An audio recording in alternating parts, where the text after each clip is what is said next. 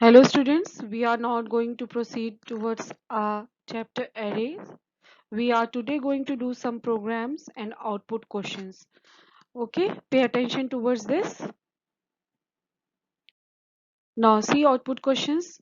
First question is which element is represented by a array have a size 10? At 10th element at 10th position which element is represented? The answer will be 9. The ninth element will be represented at the array 10. Okay, because array starts from 0. Now question 2, CINTM 2468. Print first element, first element of the array and second of the array. First is your 4 and second is your 8, 6. So it will print your 4 and 6. Okay. Now see second question. Question number 3. The array has been given here. It is, as you know, it is initialization of array. At array's 0 position, if the number is 23, pay attention here. If array 0 position number is 23, it means at 2 it is 23, and at array third position it is the array of 1.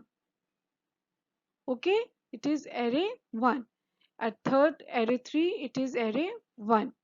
So it means 23 is here, array A, the value is 23, and at array 1 the value is yours. What will be the value? The value is your 4. See, at 1 the value is 4. Now array 3 has become 1. It will be your answer 27. Again see, if at array 0 position number is 23 and array 3 has a value of array 1, now it has become array 1, then 23, array 0 will be 23, and whatever the number is at array 4, array 1, it is 4, so the answer will be your 23 plus 4, 27. Output you are going to get 27. Now see question number 4. Here the size of an array has been given and it starts from 0 and it will work equal to 1 till equal to 1. Now what will be the answer? It means it will execute only 2 times. It will work 0 and equal to 1. Array I has got the value 2 because it is 0, and plus 3 minus I means 3 minus 0. The size of an array will be 3 only. It means 8. See here it has been given for the first iteration it is 2 plus 8, 10. Now second, now I has become 1, it means it is 4, and array A 3 minus I means 3 minus 1. Now it will be 3 minus 1, it will be 2, it means it will be 4 plus 6 is 10. See here the function has been given how it will work. This will be the answer of your second iteration. It means the output for the both will be 10 10.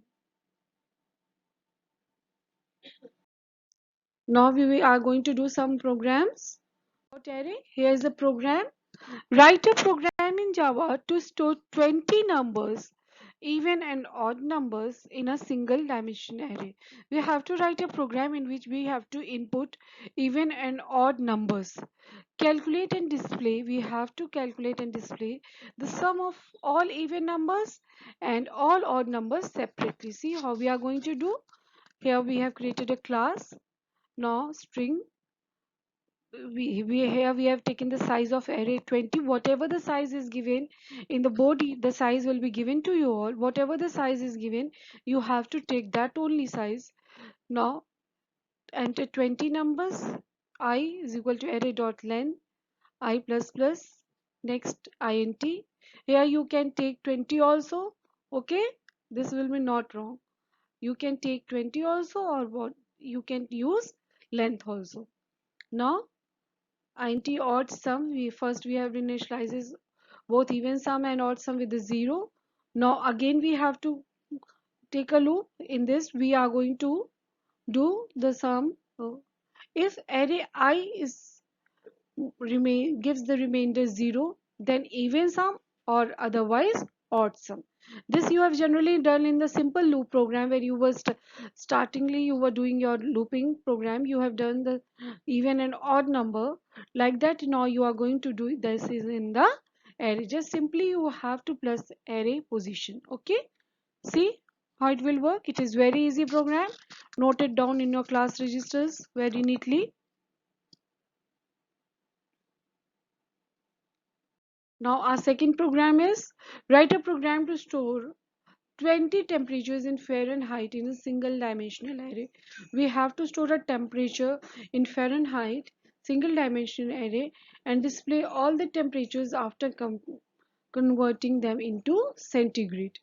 See, we have taken double array 20 size. We will enter temperatures and take out length. You can write here 20 also. Do not get confused. You can write here 20 also, or array dot length. You can write here the length of the array also. Here you have inputted the number. Now how you are going to take the, you have used the formula to convert Fahrenheit into centigrade, and you will print here the centigrade. Okay, this is your second program. Now third program, write a program to accept name and total marks of n numbers of students to single subscript array and total marks. We have to, what we have to calculate, we have to just enter array name and total marks the students had obtained. We have to calculate the average of total marks obtained by number of students and deviation of each student total marks with average. See, the formula has also been given here, how you all have to calculate. We have to input to name and total marks, and then we have to find out the grand total about it. And here the function has been done. Here the loop is working n number, n means you have to input n also from the user. Here you have taken name, and here marks you have inputted. Now here we have calculated average. We will print here average, and here within the average name, and we are going to print the total average deviation of that. Okay, now you all have to copy down each and every notes whatever is given in the presentation in your class register with the program.